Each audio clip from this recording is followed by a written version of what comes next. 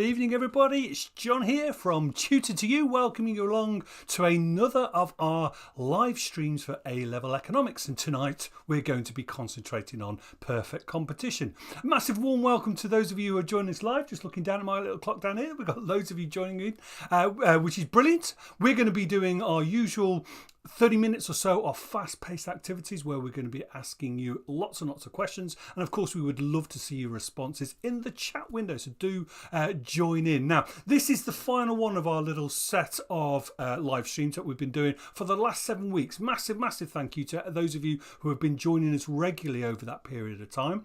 We're away for a couple of weeks. Geoff, Penny and I are all out across the country delivering what's called our Strong Foundations workshops. Do have a look on the Tutor to You website if you feel as if you could do with some support with your exam preparation. All of the details about where we are, when we are, and the general costs are available for you on the website. So I've already mentioned their names. Although this is the last one, I am joined by the A team tonight. I have got Geoff in the middle of the screen and Penny on the right hand side. Good evening, both. Hi, everybody. Good evening.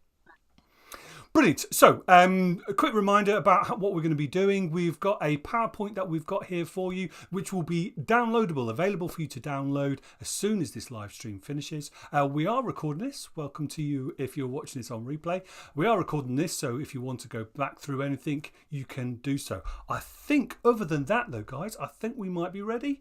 Shall we get cracking with the first set of true or false questions, Penny? Yes, let's do that. So these questions are designed to get you thinking about the detail of perfect competition and its characteristics. All you have to do is type in on the chat window T if you think this is true, or F if you think this is false. So here's your statement to start with. In the perfect competition model, it's assumed that all consumers and producers have complete knowledge about production costs, methods, and prices of competitor products. So is this true or is this false? As I say, if you think it's true, oh, it's a few people already coming with true, true, true, true, true. Yep, you can use the emojis as well if you like. So everybody I can see is coming in with true so far. Eliza was the first there, I think, but she's being followed up by a lot of others. Let's have a look at the correct answer there, please. So here's your thinking time. And yes, it is true. Well done. Okay, so yes, it is true that all consumers and producers have perfect knowledge about production costs and methods and prices of competitor products. What we have to think about maybe in terms of perfect competition is how realistic that is. Can you actually think of any markets in which that might genuinely be the case? And you may well have talked about this already in your classes at school or at college, and trying to think of some examples of markets that are pretty close to having perfect competition. Examples that tend to come up would include things like foreign exchange markets. Eliza has suggested eBay. Yes, quite possibly. Although, do you think if you're buying something from eBay that you have perfect information about the product that you're buying? If you're looking at a photo of it and somebody's description of it, you haven't necessarily, as a consumer, got perfect knowledge about it. Toby here is suggesting agriculture, and certainly that's the market that tends to be used in exam questions. Very often it's about the market for eggs or the market for lettuces or something like that. Those tend to be used as a proxy for perfect competition. We also sometimes talk about maybe foreign exchange market. If you're going on holiday and you need to buy some euros or some dollars, there's not much, there's not much difference between the sellers, except of course, they might charge different commission rates, different fees for different sellers. So you do need to definitely try and think about how realistic it is. What is useful from our point of view as sort of students of A-level economics is that it's very useful as a contrast with other types of markets. So this is particularly why we want to study it and to understand a little bit more about it. So with that in mind, let's have a look at our second true or false question here. So in the perfect competition model, firms will be price makers in the short run, but price takers in the long run. So think about, what do you know about those terms? You need to be precise about your terminology here. Is this true? Will they be, what are price makers and what are price takers? And will they be one of those price makers in the short run, but price takers in the long run? Okay, so the BTEC John Nash is saying false. And so are various other people following him, Toby and Alfie. Sheila's come up with the sad face. Let's see everybody else. I can see there one person coming in with true, a couple of people coming in with true, but it is actually false. Okay, so the model assumes, because of that perfect knowledge, because all consumers and all producers know everything about the market, and because we're looking at interaction of supply and demand, firms are price takers in both the short run and the long run. The other key issue here is that each of the firms in the market is a very small business. They have only a very, very small share of the total market share, so they're not big enough on their own to be able to affect the market equilibrium, which is why when we're looking at perfect competition and drawing diagrams for it, what we usually do is draw two diagrams side by side. We'll have probably on the left-hand side the market diagram showing the market demand and supply, and that will set the equilibrium price. And then each individual firm within the market will have to take that price as the price at which they can sell. If they try to charge more than that, then nobody will buy their products. If they charge less than that, then they'll be making a loss, and quite possibly, other producers will do exactly the same in order to push the price back up. So, or that is what will happen as a result. So, in the long run, prices will always settle back at the market equilibrium, and that market equilibrium is the price that they have to take. Okay, so you draw the market equilibrium first, and then you know that that's the price the firm is going to be charging in perfect competition. The other thing to be sure of here, of course, is that you know the difference between the short run and the long run. Okay, third question for you on the true or false is the products and services of all firms, products and services of all firms in a perfectly competitive market are perfect substitutes. That terminology again, what does that actually mean? How precise is your understanding of that terminology? And is this true or is this false? That all firms in a perfectly competitive market are their products and services perfect substitutes. Okay, Ashantal says true. And so do a number of other people coming in afterwards. Sally says no, they're homogenous. Okay, we'll come back to that in a moment. Joseph uses that term as well. Lots of people saying true. We've got smiley faces. Someone says this would mean that one potato is no different to another. That's absolutely yes, that's right. And you might argue if you go into a supermarket, there are lots of different types of potatoes for sale, which is one of the reasons that we question how realistic perfect competition is, of course. But the correct answer here is it true or is it false? Yes, it is. It's true. Okay. So here's our explanation. The model assumes, as a number of you have said, that products and services are homogeneous, which means all of the products are exactly the same as each other. They are perfect substitutes. For us as consumers, it doesn't matter which one or who we buy from, all of the products will be exactly the same. Therefore, they're not differentiated in any way. Whereas if you're talking about other market models, for instance, oligopoly or monopolistic competition, then we start looking at differentiated products, and that means that we, as consumers, respond to them in a different way. But in a perfect market, we don't need to do that. So well done if you got all of those right. That's got you going on perfect competition. Now have a look at some multiple choice questions with Geoff. Okay, thanks, Penny. We have two sets of multiple choice questions, 4 of each, I think. The first 4, no diagrams. Let's just quickly go through these 4 questions. In perfectly competitive markets, what is the role of the assumption of perfect knowledge? Thinking here about the nature of competitive markets, not contestable markets, of course, perfect competition. What do we think is the role of perfect knowledge? Quite an interesting question.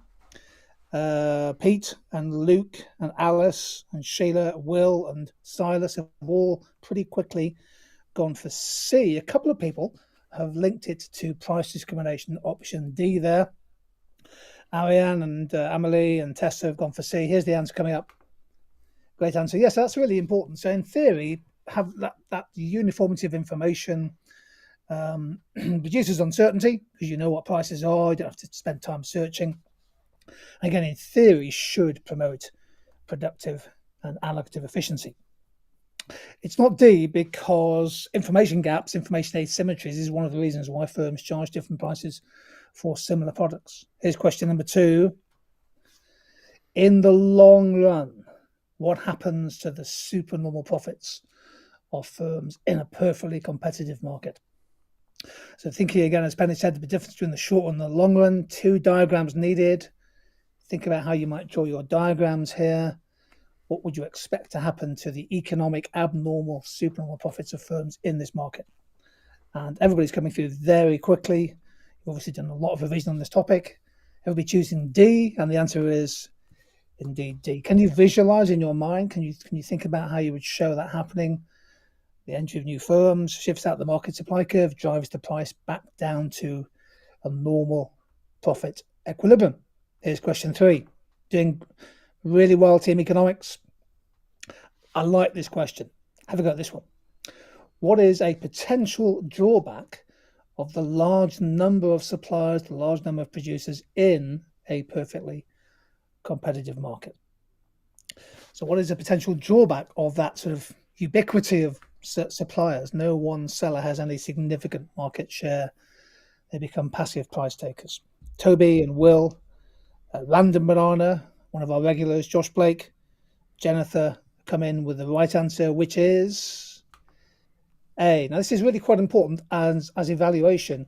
In highly contestable markets, you may suffer a loss of economies of scale. There might be a loss of economies of scale. It depends on the size of the market. But in theory, no one firm is able to achieve scale to a degree that it gives them market power. Question 4. Small farmers, now be careful with this, please. Some people may get this wrong. Small farmers, that's anybody below 5'6", according to my book, supply all of their rice production to a single buyer. Which term best describes this market structure? Small farmers sell all of their rice production to a single buyer. What's the best term to describe this market structure? The team very quick on the gun here. Alice and Tessa, Finance Hawk have come in. Josh coming in with the answer D, and here's the right answer coming through. It is monopsony, where you have a single buyer or a dominant buyer and many, many smaller sellers. And of course, there's an asymmetry of power in the market. It's a purchasing economy of scale. The buying power lies with the rice manufacturer, and they can negotiate the price down, often affecting profits and prices going forward. That's my first four. Back to Penny. Thanks, Geoff. Very quick answers coming in this evening. So great. Keep that up, please, as we start to look at some on balance. So what we're asking you here for is an advantage and a disadvantage for a business of operating in a perfectly competitive market. So we're thinking about the business as the economic actor here as our main focus. And let's start with the advantages. Please, could you just type in even one advantage for a business of operating in a perfectly competitive market? Let's have a look at your ideas for that. Give you a moment to type something in. Oh, wow. Again, very quick answer here. We've got advantage is a low barrier to entry. Okay. Yep. So it's easy for businesses to enter the market. Good. Someone else is saying no one firm has monopoly power. We've got low barriers to entry and exit again. So it's easy to enter the market. Perfect information for all products and consumers. Yeah. Okay. Will Warren says increased allocative efficiency. Luke Thompson says guaranteed profit. Morijab says productive efficiency. Lots of examples in here coming in of advantages. Let's have a look at the two that we've got here for you. Okay, so there we go. The first one, there's no need for the business to compete on price. Now, because they're price takers, they know that they have to take the going market price, as we were saying before, and therefore there is no point in them trying to compete on price. They don't have to try and cut their margins in order to offer a lower price than anybody else. So that could be an advantage, makes business perhaps a bit easier, simpler. And secondly, it is expected in this model that all businesses will be able to sell all of their output. And again, this could be very helpful. It means that they don't have to waste resources on making things which are not going to be sold. Maybe that's one of the things that makes them more allocatively efficient in the short run and the long run.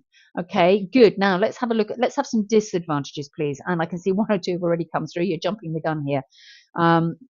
Will is talking about low economies of scale, thinking back to that multiple choice question you had a moment ago. Innovation is lacking, which decreases growth and comparative advantage. Okay, is that a disadvantage to the economy or to the individual producer? Maybe particularly the growth point to the producer. Yep. Someone else has got lack of dynamic efficiency is no supernormal profit. That's from Joseph. Good. Lack of innovation, says Toby. That's a linked point. Joseph Ryman is saying X inefficiency. Okay, yes, possibly. They really need to be operating on the same costs as everybody else, though, in order to achieve their normal profit in the long run. Someone is saying they would need to differentiate to stand out, but of course, one of the points about perfect competition is that there is no differentiation. So actually, what you're talking about then is moving away from the perfect competition model. Let's have a look at the answers that we've got for you here. And we are suggesting, there you go, the business will be unable to make supernormal profit in the long run. Okay, and we'll talk a bit more about how they might use that for innovation or for dynamic efficiency in a moment. But if it is the case that they might be making supernormal profit in the short run, of course. So again, I remind you, make sure that you know the difference between the two.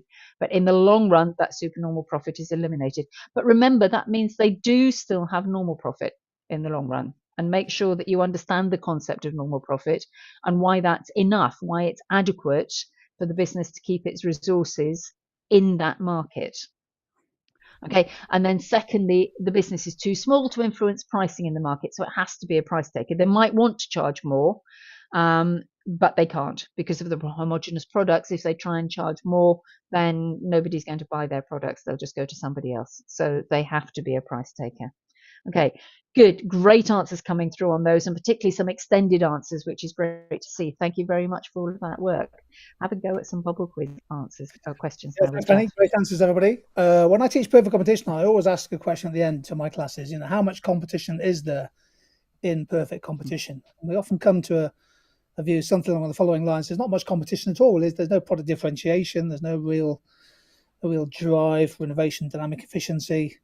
Many of you will have studied perfect competition. That's our focus tonight. So we're just going to nail and smash perfect competition. Keep in mind, of course, see it as part of the suite: monopoly, competition, oligopoly, monopoly, and so on and so forth. You have to see market structures in the round, and judging from the thoughts tonight, you really are bang on it. So well done. I've been hoping to get bubble quizzes in A-levels for years. Sadly, not successful, but we're going to post some questions to you. How many of the answers are correct? Could be 1, 2, 3, 4, or none of them. And please post your thoughts in the chat window. Here we go. Which of the following do you associate with the model of perfect competition? So which of those answers do you think are correct? Relatively efficient in both long and short run, downward sloping AR curve, normal profits in the long run, perfectly elastic demand curve. So how many of those? 1, 2, 3, 4, or 0? What do we think? Nubby says A, C, and D. Confirmed by Will and Toby.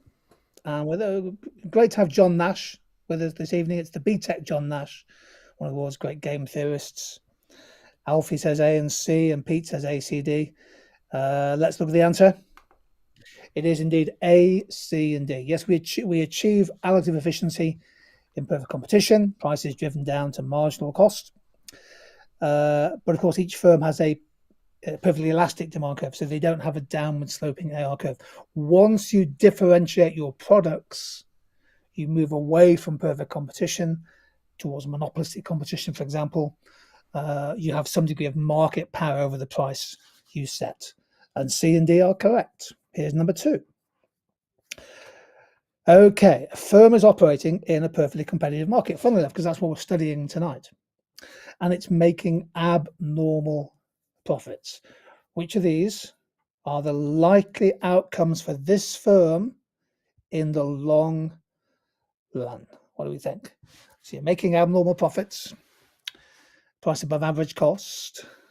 Which of these are likely outcomes for this firm? What do we think? Luke's gone for ACDC, so slightly hedging his bets there. Mr. Sun goes BCD. Silas says C and D. Tessa goes for C and D. Jennifer's confident on C. Here's the answers.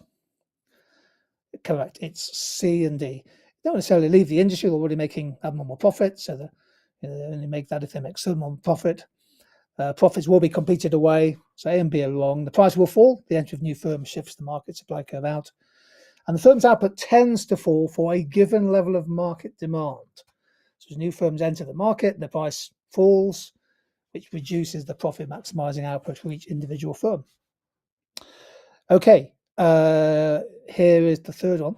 Which of these are criticisms of the model of perfect competition? Sometimes you get asked, to what extent is this model realistic, sensible, useful? Which of these are criticisms of the model of perfect competition? What do we think on this one? Reading there, most firms have some amount of price setting power, so we have for entry and exit to be costless. Patents and control of property, IP are ignored. It's impossible to avoid search costs. How many of those are right? Silas and Sheila and Joseph have all gone for all 4. Well, here's the answer. Correct. Well, there you go. I'm going to take a screenshot. There are 4 criticisms of perfect competition. Of course, fundamentally, no market is perfectly competitive. All markets are contestable to some degree, but the assumptions of the model are so strong that it's highly unlikely we're going to get perfect competition. Back to Penny.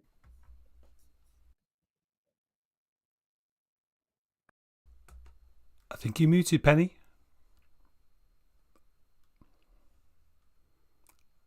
Are you with us, Penny?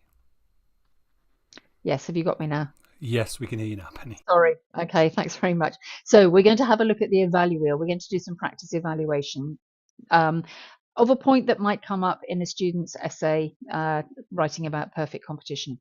Okay, and we're going to ask you to come up with an evaluation point that you could make in response to the line of analysis that the student's got. And we're going to pick one of those 6 possible ways into your evaluation. So this is thinking about how could you evaluate the point that's been made. Let's have a look at the student's argument. Now, I have just, to my horror, noticed that this is my fault. There's an error in here. I could ask you if anyone can spot the deliberate error, but I will tell you what it is as we're going through. So I'm sorry about that. As I say, my fault. And I don't know how many times I've looked at this and not spotted it until this moment. So businesses operating in a market which is perfectly competitive, such as foreign currency traders or agricultural markets, bit of application there, will inevitably be both allocatively and productively efficient in the long run. This is because at the equilibrium point, now here's your error, it says AC equals AR, which is allocative efficiency, but what it should be saying, of course, is that MC equals AR. That is the point at which you have allocative efficiency. So hopefully, John, we can correct that before we put the PowerPoint out. Hopefully some of you spotted that maybe as I was starting to go through it. So it should say marginal cost MC equals average revenue AR, and that is the point for allocative efficiency. And also MC equals AC, which is the bottom of the average cost curve, and that is productive efficiency. Okay, right now, that's the line that's being taken for the analysis, talking about productive and allocative efficiency. Let's see if we spin the wheel, what line of evaluation we're going to take for this one. It is landing on efficiency. Okay, so what is the impact of efficiency? We've talked about productive and allocative, haven't we already? What else might we be able to say in order to evaluate this point using some aspect of efficiency here? You might want to think back to some of the points that you were making in the on balance exercise when we were looking at the disadvantages of supernormal profit, and see if you can just quickly type in. You don't have to type in full sentences or a whole paragraph, but see if you can type in 1 or 2 ideas as bullet points as to what we would say. So is there an element of efficiency here which is not happening, not working with perfect competition, although it is allocatively and productively efficient in the long run? What do you think?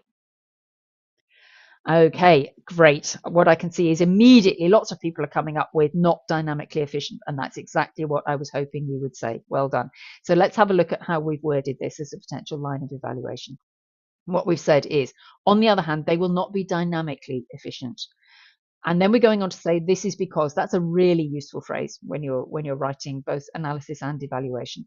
This is because they will be operating at the point at which only normal profit is available, at least in the long run, won't they?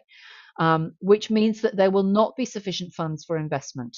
So they don't have supernormal profit available that they can use to fund that investment. Furthermore, so this is taking it further, as there is perfect information between producers, if one invests in some kind of improvement, they will have no competitive advantage because all the others will immediately follow suit. So it's not worth their while investing the small profit that they do have in trying to find some sort of improvement, because it won't give them any advantage in the market. All of the others will follow suit as well. So exactly as Pete says on the chat line here, perfect competition will allow the static efficiencies, that's the allocative and dynamic efficiencies, to be hit, but they won't be dynamically efficient. Well done if you got that. Great. Thank you very much. And now just back for your last few questions to Geoff. Yeah, some great answers there. I just posted in the chat window that there may be a loss of productive efficiency if you take a very long run view. You think about the cost of living crisis. Yes, we want competition between suppliers, but we also want scale, because scale brings down unit costs and prices. It's often been said that the most efficient market structure is a contestable oligopoly, where you have enough competition between suppliers and you have economies of scale. That can give you a sort of double sweet spot there. Now, we've got 3 multiple choice questions. They're all diagrams. Please do have a go. You've done wonderfully well this evening. Can you get the last 3 questions right? Here we go.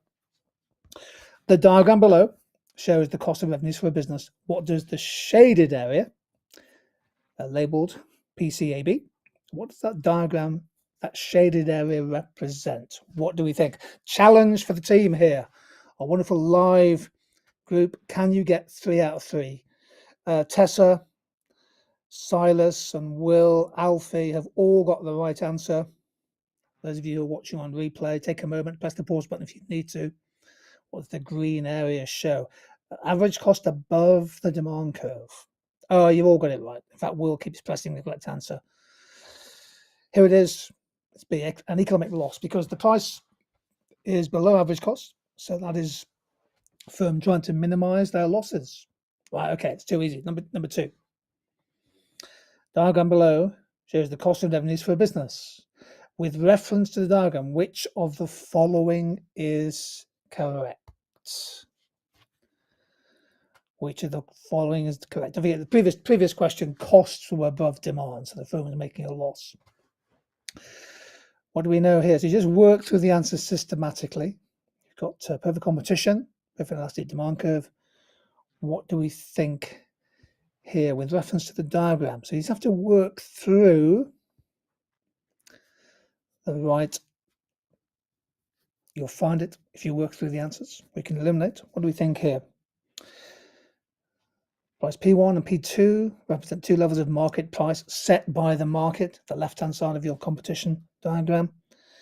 And after little gaps, the answers are flowing through. And Sean and Toby and Alice and Joseph and Emily have all got the right answer, which is, in fact, D. Long and equilibrium is where price equals average cost. Marginal cost is minimum average cost. It's a normal profit equilibrium. Now, the BTEC John Nash says we need a lesson on the Nash equilibrium. Well, indeed, that is so true. I think we all need a lesson on it. We have done revision on game theory. Who knows, we'll do it after Christmas. We'll put that thought in mind. Okay, here's the last question. This is from a 2022 exam paper. The diagram shows a firm in perfect competition, but also that creates pollution. Okay, last question, team economics. Who can get this? What represents the external cost?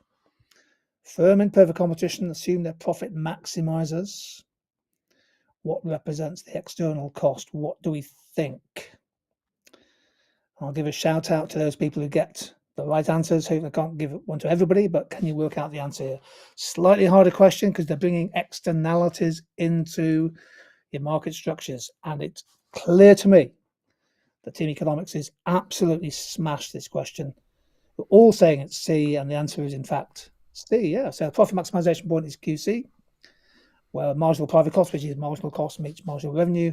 And at that output, there is an external cost of JK, because with externalities, marginal and social cost lies above marginal private costs. Wow. If you want some further practice, John, have we got the next slide? Or have we taken off? What we're doing each week, Sorry.